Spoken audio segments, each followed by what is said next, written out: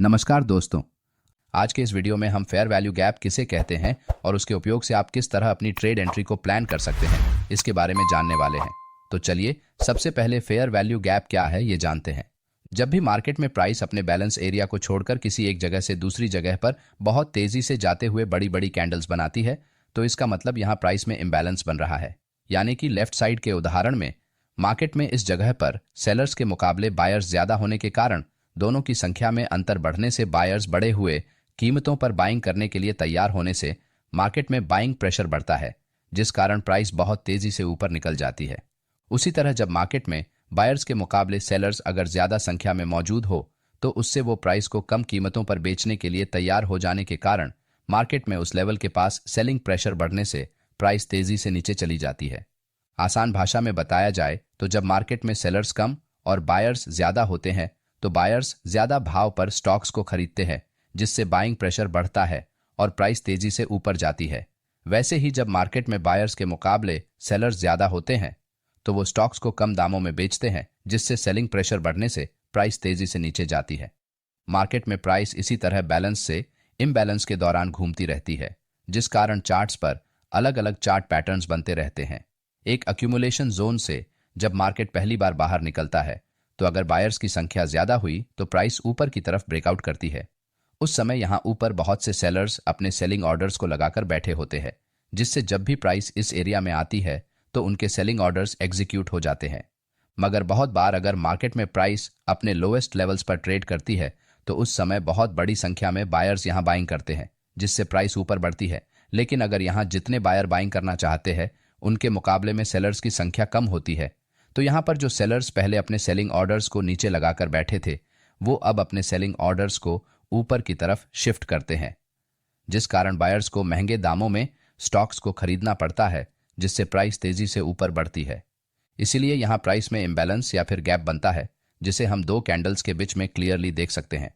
अब क्योंकि बायर्स ने मार्केट में प्राइस के फेयर वैल्यू यानी कि उचित दामों से ज्यादा भाव देकर उसे खरीदा है, इस वजह से हम इसे फेयर वैल्यू गैप कहते हैं। अब प्राइस इम्बैलेंस या फिर फेयर वैल्यू गैप को जानने के बाद इसे चार्ट्स पर किस तरह से ड्रॉ करना है ये सीखते हैं।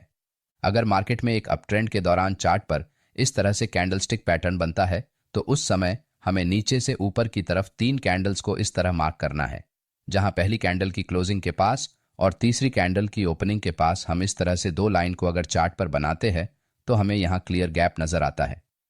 इसी गैप को हम प्राइस इम्बैलेंस या फिर बुलिश फेयर वैल्यू गैप कहते हैं। इसी तरह अगर मार्केट में एक बेरिश ट्रेंड चल रहा है तो पहली बेरिश कैंडल की क्लोजिंग और तीसरे कैंडल की ओपनिंग के दौरान हम लाइंस को बनाएंगे, तो यहां हमें दोनों के बीच में गैप नजर आएगा, जिसे हम बेरिश फेयर वैल्यू गैप कहते हैं। लेकिन अगर बुलिश प्राइस एक्शन में पहली कैंडल की क्लोजिंग नीचे है मगर उसकी कैंडल विक अगर क्लोजिंग से ऊपर है तो हम यहाँ कैंडल विक के ऊपरी पॉइंट से लाइन को बनाएंगे। उसी तरह तीसरी कैंडल की निचली विक से हम एक लाइन को बनाएंगे। अब अगर इन दोनों के बीच में गैप बनता है तो हम इसे वैलिड फेयर वैल्यू गैप कहेंगे। लेकिन जब भी मार्केट में प्राइस बैलेंस बनाकर बायर्स और सेलर्स को समान रूप से मार्केट में शामिल होने का मौका देते हुए 2 कैंडल्स के दौरान अगर कोई भी गैप नहीं बनाती तो यहाँ चार्ट पर कोई भी फेयर वैल्यू गैप मौजूद नहीं रहेगा। इसलिए इस तरह के प्राइस एक्शन को हम बैलेंस प्राइस एक्शन कहेंगे, क्योंकि यहाँ प्राइस में कोई भी इम्बैलेंस मौजूद नहीं है।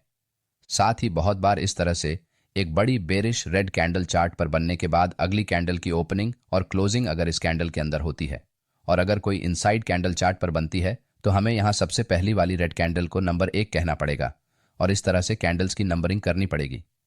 अब यहाँ 1 नंबर कैंडल के हाईएस्ट पॉइंट और तीसरे कैंडल के लोएस्ट पॉइंट से लेकर अगर हम 2 लाइन्स को ड्रॉ करते हैं तो यहाँ पर जो गैप बनेगा हम उसे फेयर वैल्यू गैप कहेंगे।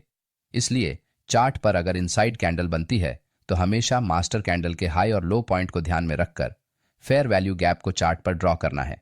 नहीं तो बहुत से ट्रेडर इनसाइड कैंडल के हाई और लो पॉइंट से लेकर फेयर वैल्यू गैप को ड्रॉ करते हैं, जो कि एक गलत प्रैक्टिस है।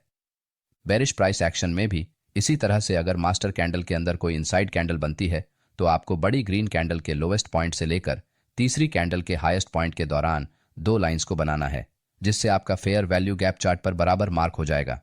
लेकिन कई बार चार्ट पर एक बड़ी कैंडल के अंदर बहुत सी छोटी छोटी इनसाइड कैंडल्स बनती है, उस समय भी आपको बड़ी मास्टर कैंडल के हाईएस्ट और लोवेस्ट पॉइंट को ही ध्यान में रखते हुए फेयर वैल्यू गैप को चार्ट पर बनाना है। इन सभी बातों को अच्छे से समझकर अगर आप चार्ट पर फेयर वैल्यू गैप को बनाते हैं तभी आपको अच्छे रिजल्ट्स देखने को मिलेंगे। चलिए अब कौन सा फेयर वैल्यू गैप वैलिड होता है और कौन सा इनवैलिड होता है इसे जानते हैं। Number 1, fair value gap must be unmitigated. जब भी प्राइस चार्ट पर फेयर वैल्यू गैप बनाती है तो मार्केट उस गैप को भरने के लिए एक बार उस गैप की दिशा में आने की कोशिश जरूर करता है और उस गैप को भरने के बाद फिर से अपना पुराना ट्रेंड कंटिन्यू करता है। इसका मतलब प्राइस इस गैप को सिर्फ एक बार के लिए ही इस्तेमाल करती है। इसलिए एक फेयर वैल्यू गैप तब तक वैलिड रहता है जब तक कि वो अनमिटिगेटेड है, यानी कि उसका कभी इस्तेमाल ही नहीं किया हो। लेकिन अगर प्राइस किसी फेयर वैल्यू गैप को एक बार भर देती है तो वो मिटिगेट हो जाता है, जिससे भविष्य में वो हमारे किसी काम का नहीं रहता। इसी वजह से एक फेयर वैल्यू गैप सिर्फ एक ही बार इस्तेमाल होता है और अगर वो मिटिगेट हो गया तो हम उसे आगे के लिए कंसिडर नहीं करते। Number 2, candle closing in fair value gap. Market में बहुत बार प्राइस किसी फेयर वैल्यू गैप एरिया में आकर उसे रिस्पेक्ट करे बगैर नीचे जाते हुए उसे ब्रेक कर देती है और कैंडल की क्लोजिंग फेयर वैल्यू गैप के बाहर हो जाती है। अगर चार्ट पर इस तरह से सिचुएशन बनती है तो ये एक इनवैलिड फेयर वैल्यू गैप है जिसे हम अब आगे के लिए इस्तेमाल नहीं कर सकते, क्योंकि यहाँ प्राइस इस गैप के नीचे जाकर क्लोज हुई है। इसलिए अब हम यहाँ हमारे प्रीवियस ट्रेंड की डायरेक्शन में ट्रेड एंट्री नहीं कर सकते हैं। लेकिन अगर प्राइस नीचे इस गैप एरिया में आते समय एक लॉन्ग लोअर विक बनाकर कैंडल की क्लोजिंग अगर इस एरिया के 50% के आसपास या फिर उसके ऊपर करती है तो हम इसे एक वैलिड फेयर वैल्यू गैप मान सकते हैं और यहाँ ट्रेंड की दिशा में ट्रेड एंट्री का प्लान बना सकते हैं, क्योंकि यहाँ प्राइस ने इस एरिया से नीचे जाते समय रेजिस्टेंस फेस किया है, जिस कारण ये एरिया अब भी प्राइस को रिवर्स कराने की क्षमता रखता है, क्योंकि मार्केट ने यहाँ इस कैंडल के लोअर विक के जरिए नीचे मौजूद लिक्विडिटी को स्वीप किया है, जिस वजह से प्राइस यहाँ से वापस अपने पुराने ट्रेंड की दिशा में ट्रेड करने के चांसेस बढ़ जाते हैं।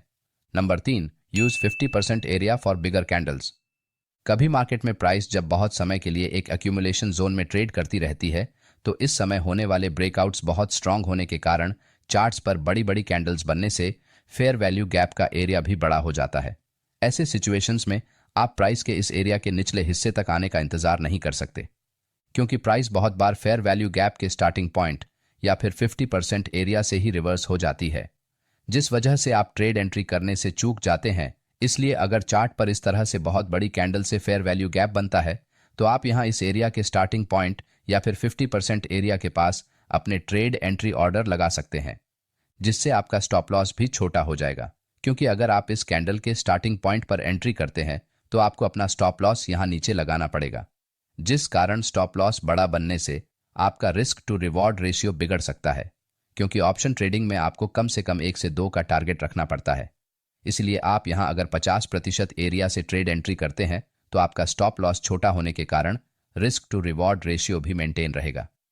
एक बात को ध्यान रखिए, अगर चार्ट पर बुलिश फेयर वैल्यू गैप बनता है तो आपका स्टार्टिंग पॉइंट यहां ऊपर से शुरू होता है, इसलिए यही से आपको ट्रेड एंट्री प्लान करनी है। और अगर चार्ट पर एक बेरिश फेयर वैल्यू गैप बनता है तो आपका स्टार्टिंग पॉइंट यहां नीचे से शुरू होता है, जिससे आप यहां से बेरिश ट्रेड एंट्री को प्लान कर सकते हैं। Number 4, find valid break of structure. जब भी प्राइस चार्ट पर एक वैलिड ब्रेक ऑफ स्ट्रक्चर बनाने के बाद फिर से नीचे आती है तो उस समय फेयर वैल्यू गैप एरिया से सपोर्ट लेकर वापस ऊपर जाने के चांसेस बहुत ज्यादा होते हैं, क्योंकि यहां मार्केट ने इस स्विंग के ब्रेकआउट के बाद यहां इस ब्रेकआउट को देखकर जो रिटेल ट्रेडर्स मार्केट में एंटर हुए थे उनके स्टॉप लॉस ऑलरेडी हिट होने से मार्केट ने उनकी स्टॉप लॉस लिक्विडिटी को नीचे स्वीप किया है। इस वजह से यहां से प्राइस सपोर्ट लेकर फिर से अपने पुराने ट्रेंड को कंटिन्यू कर सकती है।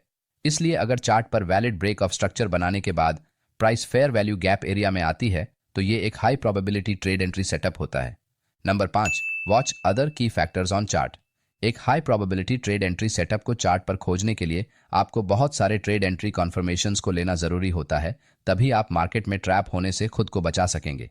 जैसे कि यहाँ price valid break of structure करने के बाद नीचे आते हुए इस फेयर वैल्यू गैप एरिया के पास आती है।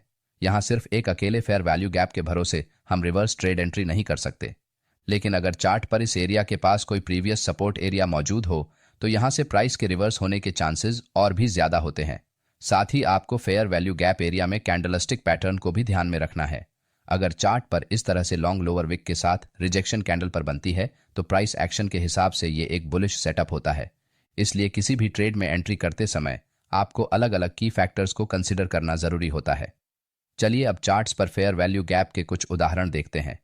ये निफ्टी 50 का 25 सितंबर का 5 मिनट टाइम फ्रेम का चार्ट है, जहां प्राइस एक रेंज में ट्रेड करने के बाद एक स्ट्रॉन्ग बेरिश कैंडल से इस रेंज का नीचे ब्रेक डाउन कर देती है। अब अगर हम यहाँ सबसे आखिरी 3 कैंडल्स को इस तरह से मार्क करेंगे तो यहाँ पहली कैंडल का लो और तीसरी कैंडल का हाई, इन दोनों के बीच में एक बड़ा फेयर वैल्यू गैप या फिर प्राइस इंबैलेंस चार्ट पर बन रहा है। इसलिए हम इसे यहाँ मार्क करेंगे और प्राइस के इस जोन में आने का इंतजार करेंगे। थोड़ी देर बाद प्राइस धीरे धीरे ऊपर बढ़ते हुए जैसे ही इस एरिया में आती है तो हम यहाँ बेरिश साइड का ट्रेड ले सकते हैं, क्योंकि चार्ट पर एक बेरिश फेयर वैल्यू गैप बना हुआ है। इस ट्रेड में हमारा स्टॉप लॉस यहाँ इस फेयर वैल्यू गैप के थोड़ा ऊपर या फिर इस बेरिश कैंडल के स्टार्टिंग पॉइंट पर रहने वाला है।